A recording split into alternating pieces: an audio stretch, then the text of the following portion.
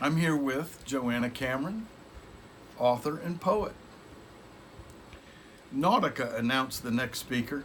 It was the flamboyant big game hunter turned treasure magnate, the multi-billionaire JW. All great plans need an end game, and that's where I come in. I bring venture money from Gates, Buffett, Woods, Cameron, Huffington, and Governor Calhoun. Large chunks of commitments from Dubai and Qatar. And as of today, I've heard from T-Bone Pickens, Robert Getty, and Charles Waldorf. They will be backing us in Brazil's parched states to capture thousands of square kilometers of arid land, turning them into watershed oases. We will be bringing in teams of engineers from Germany, Holland, and France. This time done right. It's all about the water, stupid. First, we will remove the earthworks clogging the forest's waterways. Then we will remove the shanties built for workers and rebuild the areas while natives plant millions of trees. We will then extend the rivers into the vastness of Brazil in less than 5 years, creating wetlands and savannas to rival those of Africa. Also, we will set aside huge stretches of poor soil ranches and failed farms and dedicate them for big energy.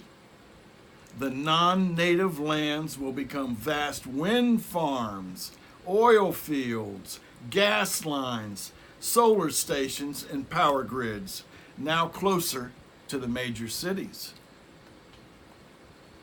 Yes, dams and lakes to supplement power stations when water is abundant, and biofuels too. But more about them later. Anyway, life comes packed with surprises. All companies agree to pay Brazil taxes and royalties to Brasilia, as well as retaining any natives leaving the jungle for work. I've partnered with Google, IBM, and Cisco to provide every classroom in Brazil with computers. JW took a sip of water to finish. Dilma, we all breathe the same air and get warmth from the same sun. But Brazil is different. She is the custodian of the Earth's cooling pump, ironically placed across the equatorial band. So let the calamity of destruction be replaced by rebirth. Dilma, listen to the wild. She wants, with all desire, to return. ORLA was pacing, hands behind her back, brain firing. Anthropological theories swirling in her head. How could she settle her nerves, and how could she resolve the war? Of them all, she was possibly the best suited to understand the Amazonian tribe's place in man's past. The 100th primate. The master race. Their sphere of influence stretched eastward to Europe and Africa, also westward to Australia and Japan.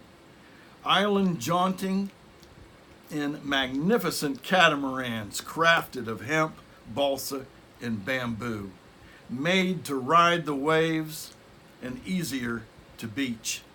The materials for repairs would have been abundant on thousands of islands.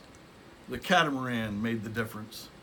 They were harder to destroy in the shallows and designed for speed, similar in size and scheme to America's cup catamarans of today. They wore their living food in soil of roots on their heads, plants that could be both eaten and planted later, and their hemp sails doubled as a rain catch aboard the vessels. Earlier tribes knew the constellations, cloud formations, and how to follow signals.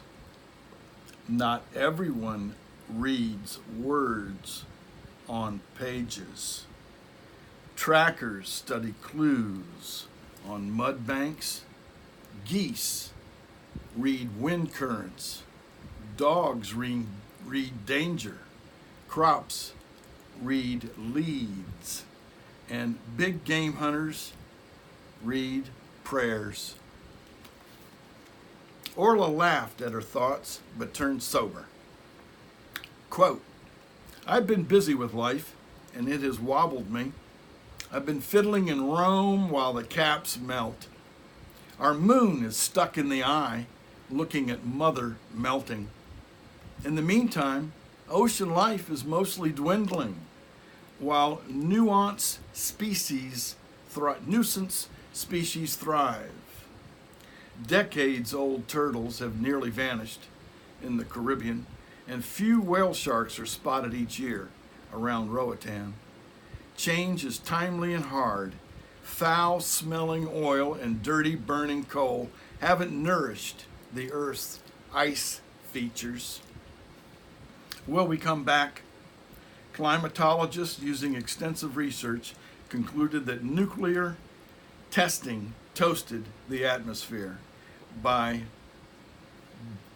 bumping global temperatures beyond repair. However, Delma, if we focus on the issue of water, South America's watersheds hold much of the world's fresh water. Also, the cave drawings and native-made monuments and jewelry should be preserved for future study to strengthen our knowledge of the 50 tribes seeking to remove them from the living fossil category. In conclusion, my foundation will establish a solely independent, dedicated organization called the Sovereign Natives Foundation. Its massive will to aid and protect the tribes so that they may be largely unimpeded on the waterways and in the jungle gardens. Until then, every minute that ticks down, Mother Earth will remain in peril while her cooling pump teeters near a catastrophic breakdown. And I'm Jim Ward. I'm here with Joanna Cameron, and I've written Jaguar Jungle on Amazon. Thank you for listening.